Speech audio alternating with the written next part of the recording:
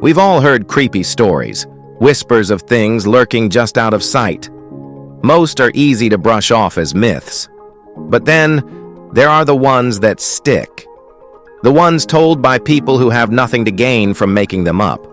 The kind that makes even the most hardened skeptics stop and think, what if? Why do unrelated people from different parts of the world describe seeing the exact same nightmarish creatures? Why do some monsters only appear to a few unlucky souls, almost like they choose their victims? And what about the things that shouldn't exist, but somehow do? Some of these encounters will make you question everything. Others? Well, you might just find yourself checking over your shoulder before the night is over. Here are 15 real-life encounters with the unexplained that people wish they could forget. Let's start off with number 15, an 8-foot-tall figure. What's worse, knowing something is watching you or realizing it's been there the whole time? John Thena was out in the deep Kentucky woods testing his new rifle when he got that feeling. At first, he ignored it, but then the air grew thick with the stench of rot, and directly in his path lay a freshly dead possum, its body unnervingly untouched. That's when he saw it. By the creek stood a horrifyingly thin, 8-foot-tall figure, its stretched skin pulled tight over its bones. It didn't make a sound, its unnaturally long arms hanging too low at its sides. Panicking, John fumbled with his gun, the magazine jammed. The figure just stared. Then, as if deciding he wasn't worth it, it turned and vanished into the trees. He never went back. But sometimes he wonders, was his gun jamming bad luck, or did something make sure he couldn't shoot? Number 14, a golem-like creature. Ever locked eyes with something that shouldn't exist and felt it studying you back? It was 3:30 a.m. when you/lettuce_luchuga_ stepped outside for a cigarette. The neighborhood was dead silent. The only sound was a faint rustling. But something was off. The rustling wasn't random. It was getting closer. She turned her head and froze. Peeking out from the bushes was a small, thin, disturbingly human-like figure. No taller than 4 feet, its sickly pale skin stretched tightly over its ribs. It stared at her, unmoving. Time seemed to stretch. Her body wouldn't move. Then, in a blink, it was gone. Heart pounding, she sprinted inside and locked the door. Just as she tried to calm herself, something moved past the window, blocking the porch light for just a second. She never went outside alone at night again. Because if it was watching her once, what if it still is? Number 13, they were chased by a long-armed creature. Some things are so terrifying your body moves before your brain catches up. Screw-Outy was just 13 years old when he and his 2 sisters were riding an ATV through their family's fields. That's when they saw something crouched on a hill. At first, they thought it was a cow, or maybe their uncle checking the cattle. But then, it stood up. It was tall, gray, and sickeningly thin, its grotesquely long arms hanging far past its knees. Where a head should have been, a small, misshapen lump sat on its shoulders. And then, it ran. Its arms swung wildly, its body lurching forward at an inhuman speed. Screaming, Screw-Outy gunned the ATV toward home. His sisters shrieked that it was still chasing them, but he refused to look back. They crashed into the deck trying to escape. Their parents actually believed them, but the creature, it was never seen again. Number 12, a group of tiny creatures in morph suits. If childhood imagination explains strange memories, fine. But what if someone else saw them too? Autumn's husband grew up seeing tiny, silent figures in his basement. They stood only 7 or 8 inches tall, their smooth bodies solid red, green, or cream, like faceless people in morph suits. They never spoke, never made a sound. But when they were around, drawers and cabinets would open by themselves. He always assumed they were just figments of his imagination until the night his friend saw them too. "I just saw two small red people run into the bathroom," his friend blurted out, eyes wide with panic. That's when real fear hit. They weren't just in his head. They were real. And one day, just as suddenly as they first appeared, they were gone. No reason, no explanation. But sometimes he wonders, did they ever actually leave? Number 11. Ghosts or demons? Some say ghosts are lost souls. Others believe they're something far worse. For LaToya Ammons and her 3 kids, their new home in Gary, Indiana, became a nightmare in 2011. It started small, footsteps in the basement, doors creaking open. But things escalated fast. Swarms of flies invaded their porch in the middle of winter.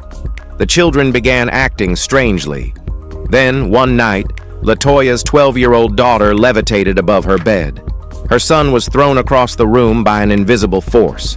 Terrified neighbors called Child Protective Services. During an interview at the hospital, case manager Valerie Washington witnessed something beyond explanation. LaToya's 9-year-old son crawled up the wall and across the ceiling, flipped over his grandmother, and landed on his feet. That's when exorcist Reverend Maginot was called. He performed multiple exorcisms, eventually declaring the house a portal to demons. The Ammons family fled. In 2016, the house was demolished. But did the evil leave with it? Number 10. Creepy phone call. The late 1960s were all about free love, flower power, and ghostly phone calls. Sima Lieberman had it all. A hippie boyfriend, Johnny, wedding plans, and a future full of possibilities. But one night, while staying at her mother's house, the phone rang. It was Johnny, or so she thought. His voice sounded distant, hollow, almost as if coming from another world. Static crackled through the line, drowning his words. But 2 phrases sent chills down her spine. "I love you, and I'll never be mean to anybody again." Then, silence. The call went dead. Confused, Sima tried calling him back. No answer. Hours later, a knock on the door shattered the night. Johnny's mother stood there, grief-stricken. Johnny had been murdered the night before Sima even received the call. She never doubted it. Johnny had reached out one last time. Number 9. They were visited by shadow people. What's worse, seeing something in your dreams or realizing it followed you into the real world? After a traumatic childhood event, Alice Trency, 99, began seeing dark figures in her sleep. At first, they just watched. Then they stepped into her room. She wasn't scared at first. She even talked to them. But one night, everything changed. A new figure appeared. This one white, holding a knife. The second she saw it, she woke up gasping. The shadow figures never returned. But sometimes, out of the corner of her eye, she still sees something dart away. She can't shake the feeling they weren't just watching, they were waiting. And when the white figure arrived, they left for a reason. The real question is, were they protecting her? Well, who knows? Number 8. A black mass with bright red eyes. Ever had a nightmare while wide awake? When Lima Bians moved into a new apartment, she always felt watched. But one night she finally saw what was watching her. A 7-foot-tall shadow stood by the dining room, a void of pure black, darker than the rest of the room. It had no features, until it turned to her. 2 burning red eyes cut through the darkness. The fear hit like a punch to the chest. Before she could react, it rushed toward her. Instinct took over. She yanked the blankets over her head, heart pounding. Moments passed. Nothing. When she finally dared to look, it was gone. She and her husband saw it twice more, but never with red eyes again. And to this day, she wonders, did something change, or did it just lose interest? Number 7. A Grindilo almost dragged them into a pond.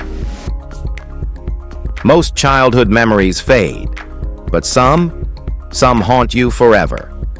As a child, this anonymous Redditor loved playing near the pond by their house, fascinated by the tiny creatures in the water.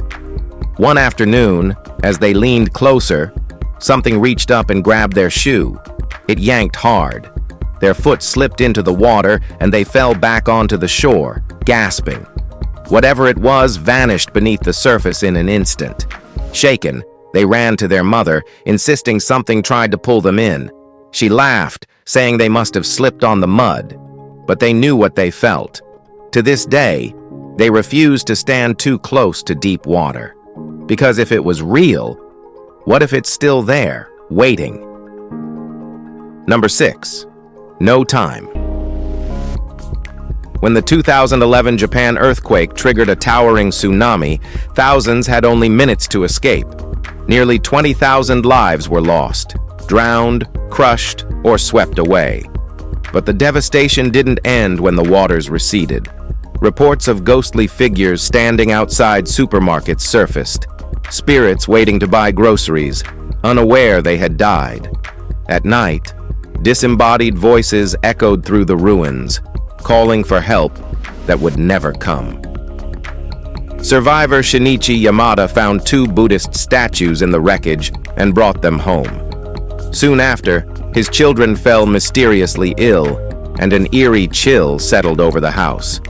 One night, he felt something walk over him in bed. Terrified, Shinichi turned to exorcist Kansho Aizawa, who claimed to have seen headless spirits since the disaster. She urged him to build a shrine. He did, and the disturbances faded, but never completely stopped. So, are these Reddit stories real?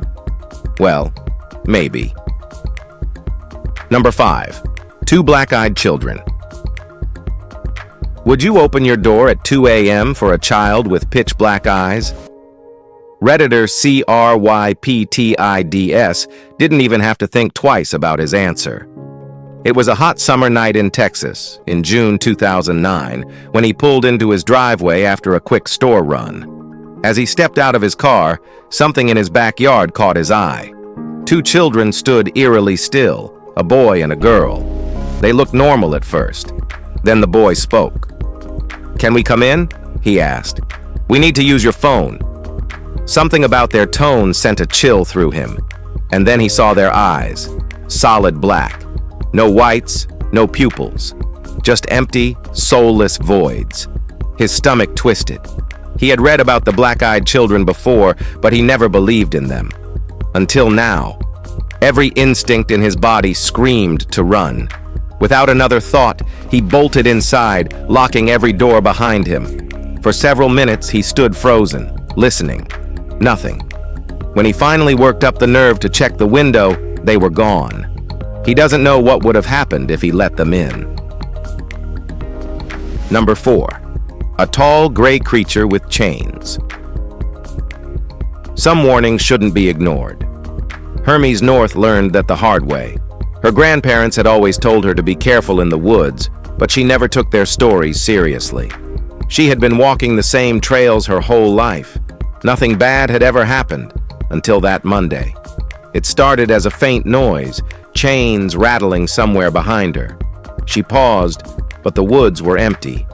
A few steps later, she heard it again. Footsteps. She stopped. The sound stopped. Testing a theory, she faked another step forward. Something behind her stepped too.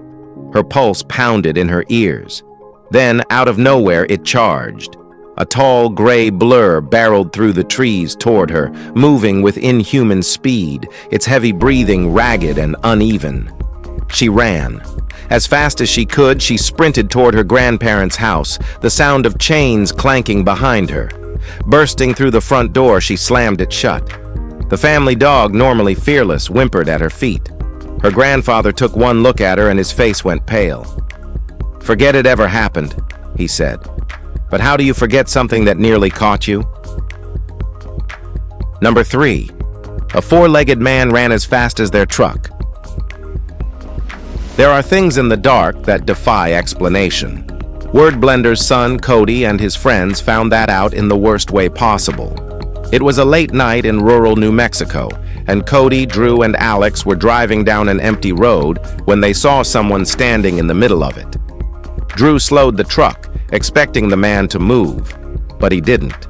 He just stood there, unnervingly still. Then, suddenly, he dropped onto all fours and lunged. Whatever it wasn't human. The thing sprinted toward them with unnatural speed, its limbs bending in ways no persons ever should. Drew threw the truck into reverse, slamming the gas, but it kept up, galloping beside them like a crazed animal.